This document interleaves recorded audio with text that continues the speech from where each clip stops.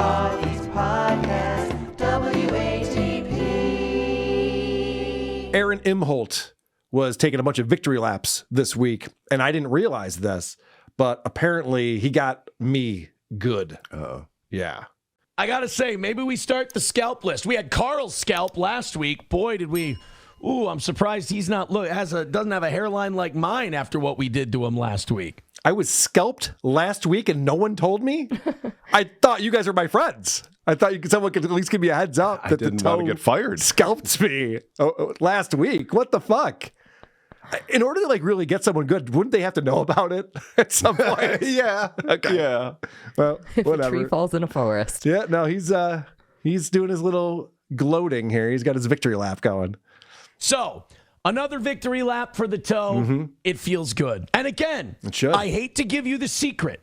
on how to have an L for the toe. But I know you're not going to listen anyway because your pride's going to get the best of you.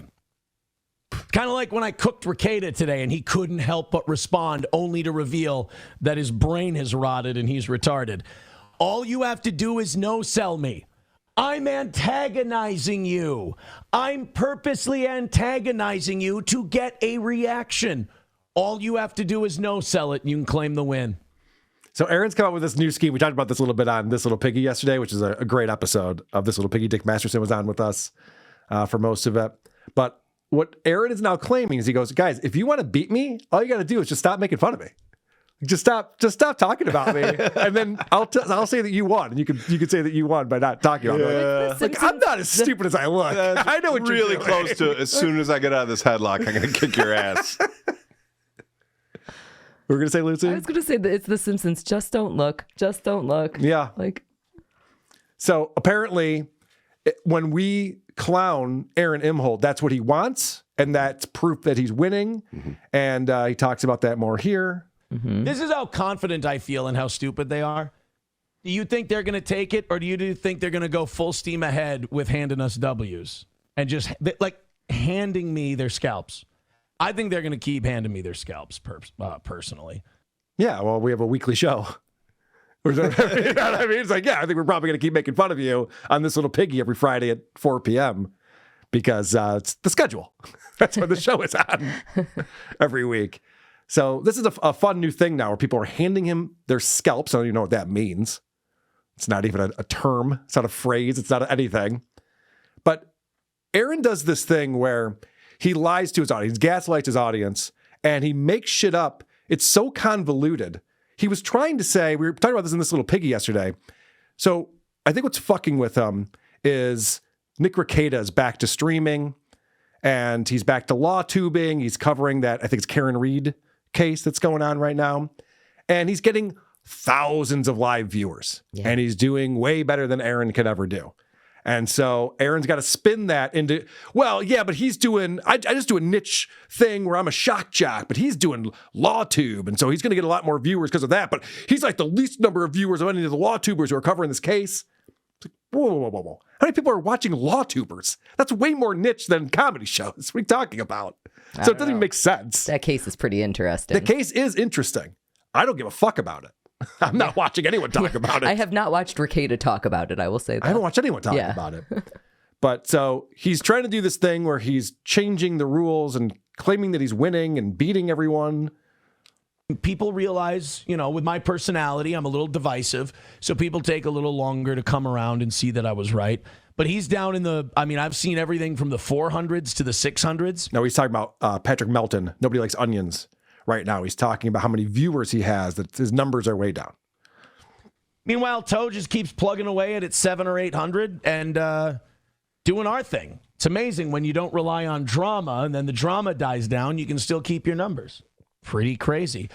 Okay, so let me just show Don't this. Rely on drama? Yeah. I know. This whole week has been about drama with him. And he's just like, my numbers are great because we don't talk about drama stuff. But meanwhile, it's been nothing but Nick Rekieta and Melton and me. And so let me just show this because for the people, I don't know why he thinks he can get away with shit like that. He's just like, I'm obviously doing better than Nobody Likes Onions.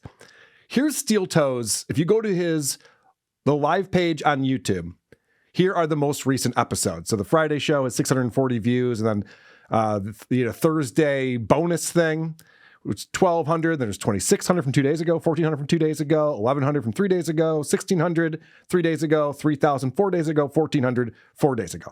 If you go over to Nobody Likes Onions and you look at the same screen, the live videos, because that's what he's talking about. He has more live viewers. And you look at Nobody Likes Onions. Now, he has the 24/7 thing that's running that's old reruns. And then he did a member show last night. And then this little piggy has almost 8,000 views.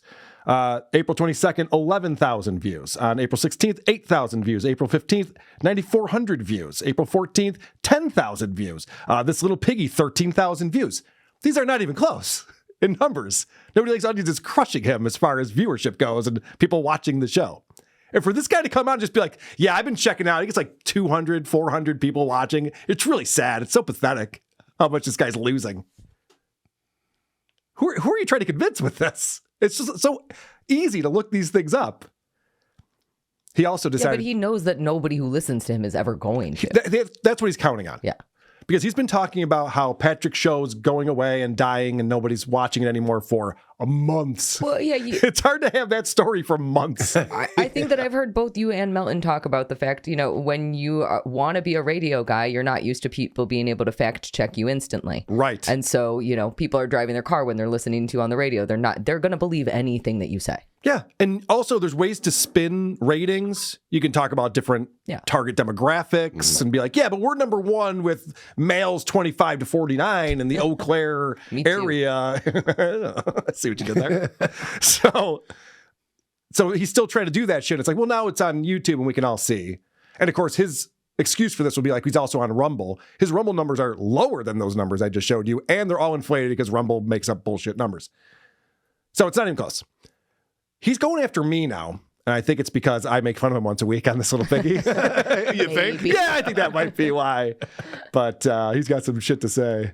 What's that? Opie's dumb? Wow, that's biting commentary from old Carl. He's the Opie of his own show, so you'd think he and Opie would stick to... Like, Opie's got to stick together. Right. But I don't know. Such as the... Maybe Carl sees too much of himself in the Opster and he just tries to run away from that as fast as he can. Poor kid. What is he talking about? Can you explain what he just said? I was just going to say, okay, is his point that you are Opie?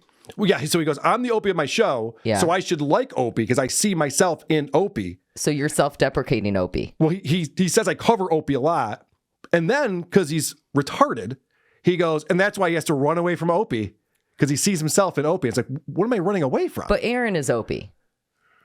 I don't know who Opie is. I think Opie's Opie. But irregardless, this guy was trying to make a point, and he knows that, like, calling me Opie is like, oh, he's going to hate that. Carl's really going to get upset if I call him Opie. Do you hate that? I don't. Oh, yeah. Especially because he didn't have a point. He didn't know where he was going with that. What are you talking about? He went two completely different directions. I'm like, I don't even know what you mean by that. But this is more talking about how much I suck. They call Carl Lady K. That's cute. Yeah, Stuttering John does that, by the way. That was John's thought. Also, it's Good been stuff. years. Yeah. Mint Diggity says they have no talent of their own. Carl has to glom off other people with more talent. I mean, I get why he sucks off Anthony. He has to. That's his meal ticket. If he didn't, like, Carl never built it himself. He has a lot of E-daddies. He's kind of an E-bottom. Masterson, Cumia. If not for those guys, I mean, shit. I'd probably be calling him anytime I had a computer tech issue, and he could fix that for me. He'd be very, very effective in that role. Don't do that. I got a real fucking problem with this. What about Drew Lane? Isn't he my E-daddy as well? It's not just Cumia and Masterson. There's Kaya. It's a bunch of guys who Carl's just getting passed around. Yeah, come on. Carl, I don't want you to teach me about marketing. I want you to teach me how to get E-daddies. I know something about that, apparently. You might have a better time, an easier time at it than I did. The only reason why we know who Aaron Judge is because the Yankees let him play for their team. Yeah. And so then he's on national television and people see him and they're like, oh, he owes it all to the Yankees. Duh. Duh. A stupid argument. What a dumb thing to say. A last clip I have on here. This is like, he's really trying to hurt me here because there is no one he hates more in the world than Nick Rekieta, of course. I'm going to say something that's going to upset a lot of you. Nick's more talented than Carl. I mean, look, I'm comparing, paraplegic and quadriplegic. No offense, quad, but Nick's got more talent than Carl. Damn. But yes, offense, Johnny Crutches? Damn. What? That hurts right there. I've seen Carl in a courtroom. He does okay.